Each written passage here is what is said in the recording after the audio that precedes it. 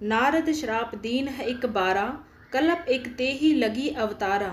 गिरजा चिकित भई सुनि बानी, नारद विष्णु भगत पुनि ज्ञानी। जब भगवान शिव जी ने माता पार्वती जी को बताया कि देवऋषि नारद जी ने श्री हरि नारायण को शाप दिया था, तो वे बड़े चकित हुई और बोली, नारद जी तो विष्णु भक्त और अत्यंत ज्ञानी हैं, फिर उन्होंने भगवान को शाप किस कारण से दिया। भगवान शिव जी ने हंसकर कहा, इस संसार में ना तो कोई ज्ञानी है और ना मूर्ख। श्री रघुनाथ जी जब जिसको जैसा करते हैं वह उसी क्षण वैसा ही हो जाता है। मैं तुम्हें नारद जी की कथा सुनाता हूँ।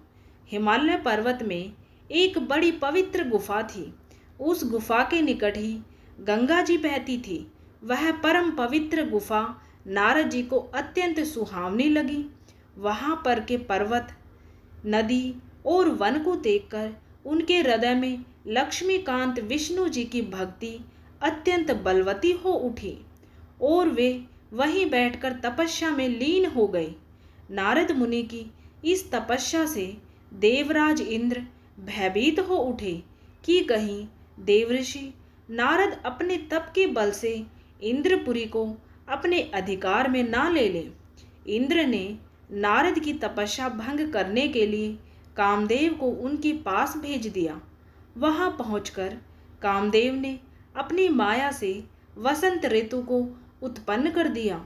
वृक्षों और लताओं में रंग बिरंगे फूल खिल गए, कोयले कूकने लगी और भौरे गुंजार करने लगे।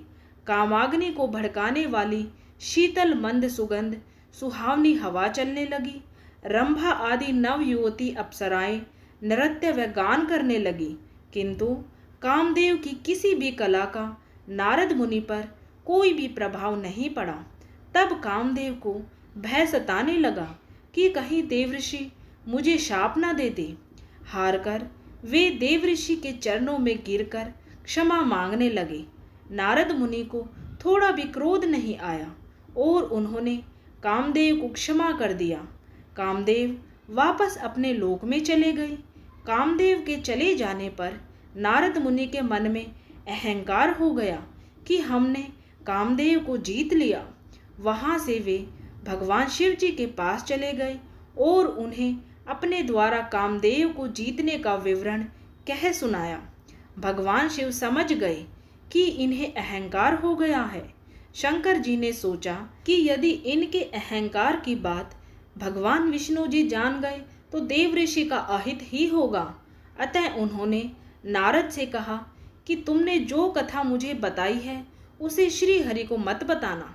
नारद जी को शिव जी की ये बात अच्छी नहीं लगी। श्री राम की इच्छा ही बलवती होती है। अतः नारद जी क्षीर सागर में पहुंच गए और भगवान शिव जी के मना करने के बाद भी सारी कथा उन्हें सुना दी। भगवान विष्णु तत्काल समझ गए कि इनके मन को अहंकार ने घेर लिया है। अपने भक्त के अहंकार को वे सह नहीं पाते, इसलिए उन्होंने अपने मन में सोचा कि मैं ऐसा उपाय करूंगा कि नारद जी का अहंकार भी दूर हो जाए और मेरी लीला भी चलती रहे। नारद जी जब श्री विष्णु से विदा होकर चले तो उनका अभिमान और भी बढ़ गया। इधर श्री हरि ने अपनी माया से नारद जी के रास्ते में 100 योजन का एक अत्यंत सुंदर नगर रच दिया। उस नगर में शील निधि अत्यंत वैभवशाली राजा रहता था। उस राजा की विश्व मोहिनी नाम की ऐसी रूपवती कन्या थी जिसके रूप को देखकर साक्षात लक्ष्मी भी मोहित हो जाए। विश्व मोहिनी स्वयंवर करना चाहती थी, इसलिए अनगिनत राजा उस नगर में आए हुए थे। नारद जी उस नगर के राजा के यहाँ पहुँचे तो राजा ने उनका पूजन करके उन्हें आसन पर बैठाया। फिर उनसे अपनी कन्या की हस्तरेखा देखकर उसके गुण दोष बताने के लिए कहा। उस कन्या के रूप को देखकर नारद मुनि वैराग्य भूल गए और उसे देखते ही रह गए। उस कन्या की हस्तरेखा बता रही थी कि उसके साथ जो ब्याह करेगा वह अमर हो जाएगा, उससे संसार में कोई भी जीत नहीं सकेगा और संसार के समस्त चर अचर जीव उसकी सेवा करेंगे। इन लक्षणों को नारद मुनि ने अपने तक ही सीमित रखा और राजा को उन्होंने अपनी ओर से बनाकर कुछ अन्य अच्छे लक्षणों को कह दिया। जब नारद जी ने सोचा कि कुछ ऐसा उपाय करना चाहिए कि ये कन्या मुझे ही वरे, इस मामले में जब तब से तो काम चलना नहीं है, तो कुछ होना है वह सुंदर रूप से ही होना है। ऐसा विचार करके नारद जी ने श्री हरि को स्मरण किया और भगवान श्री विष्णु उनके समक्ष प्रकट हो गए। नारद जी ने उन्हें सारा विवरण बताकर कहा, हे नाथ, आप मुझे अपना सुंदर रूप दे दीजिए, जिस प्रकार से भी मेरा हित हो आप शीघ्र वही कीजिए।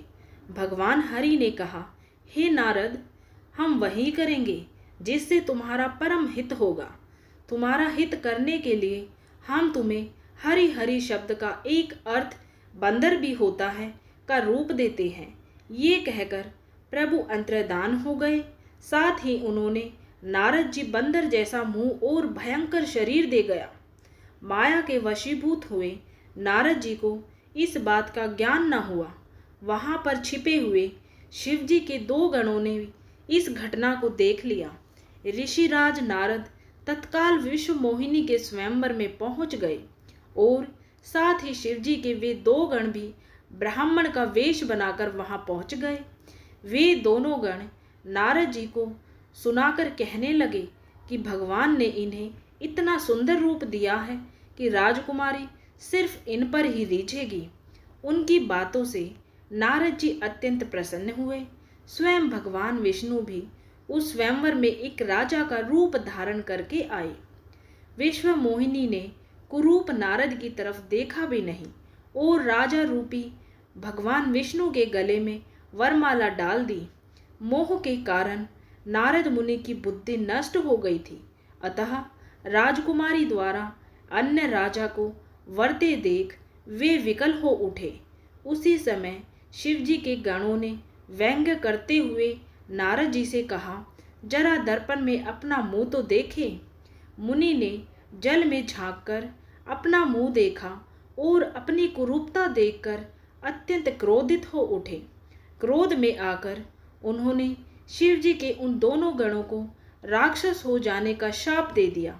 उन दोनों को शाप देने के बाद जब नारद मुनि ने एक बार फिर से जल में अपना मुंह देखा तो उन्हें अपना असली रूप फिर से प्राप्त हो चुका था। यद्यपि नारद जी को अपना असली रूप वापस मिल गया था, किंतु भगवान विष्णु पर उन्हें अत्यंत क्रोध आ रहा था, क्योंकि भगवान विष्णु के कारण ही उनकी बहुत हंसी हुई थी। वे तुरंत विष्णु जी से मिलने के लिए चल पड़े। रास्ते में ही उनकी मुलाकात भगवान विष्णु जी, जिनके साथ माता लक्ष्मी जी और विश्व मोहिनी भी थी, से हो गई। उन्हें देखते ही नारद जी ने कहा, तुम दूसरों की संपदा देख ही नहीं सकते, तुम्हारे भीतर तो ईर्ष्या और कपट ही भरा हुआ है। समुद्र मंथन के समय तुमने भगवान शिव जी को बावला बनाकर विष और असुरों को मदिरा पिला दी और स्वयं लक्ष्मी जी और कौस्तुभ मणि को ले लिया। तुम बड़े धोखेबाज और मतलबी हो, हमेशा कपट का व्यवहार करते हो। हमारे साथ तुमने जो किया है उसका फल तुम अवश्य पाओगे। तुम्हें मनुष्य रूप धारण करके विश्व मोहिनी को प्राप्त किया है, इसलिए मैं तुम्हें श्राप देता हूँ कि तुम्हें मनुष्य जन्म लेना पड़ेगा। तुमने हमें स्त्री वियोग दिया है, इसलिए तुम्हें भी स्त्री वियोग सहकर दुखी होना पड़ेगा। और तुमने हमें बंदर का रूप दिया है, इसलिए तुम्हें बंदरों से ही सहायता लेनी पड़ेगी। नारद के शाप को श्री विष्णु ने सहार स्वीकार कर लिया और उन पर से अपनी माया को हटा लिया। माया के हट जाने से अपने द्वारा दिए शाप को याद करके नारद जी को अत्यंत दुख हुआ, किंतु दिया गया शाप वापस नहीं हो सकता था। इसलिए श्री विष्णु जी को राम जी के रूप में मनुष्य बनकर अवतरित होना पड़ा। शिव जी के उन दोनों गणों ने जब देखा कि देवर्षि नारद अब मोह रहित हो चुके हैं, तो उन्होंने नारद जी के पास आकर तथा उनके चरणों में गिरकर दीन वचन में कहा, हे मुनिराज, हम दोनों शिव जी के गण हैं, हमने बहुत बड़ा अपराध किया, जिसके कारण हमें आपसे शाप मिल चुका है। अब हमें अपने शाप से मुक्त करने की कृपा कीजिए। नारद जी बोले, मेरा शाप मिथ्या नहीं हो सकता, इसलिए तुम दोनों रावण और कुंभकर्ण के रूप में महान ऐश्वर्यशाली, बलवान तथा तेजवान राक्षस बनोगे और अपनी भुजाओं के बल से संपूर्ण विश्व पर विजय प्राप्त करोगे। उसी समय भगवान विष्णु राम के रूप में मनुष्य शरीर धारण करेंगे। युद्ध में तुम दोनों उनके हाथों से मारे जाओगे और तुम्हारी मुक्ति हो जाएगी। इस प्रकार से श्री तुलसीदास जी रामचरितमानस में कहते हैं, श्री हरि अनंत है और उनकी कथा भी अनंत है। उनकी कथा को संतजन अनेक प्रकार से कहते और सुनते हैं। ओम नमो नारायणा, ओम भगवते वासुदेवाय नमः। उम्मीद है आप सभी को ये कहानी पसंद आई होगी। अगर आपको कहानी पसंद आई है तो वीडियो को लाइक और शेयर जरूर करें और चैनल को सब्सक्राइब करना बिल्कुल भी ना भूलें।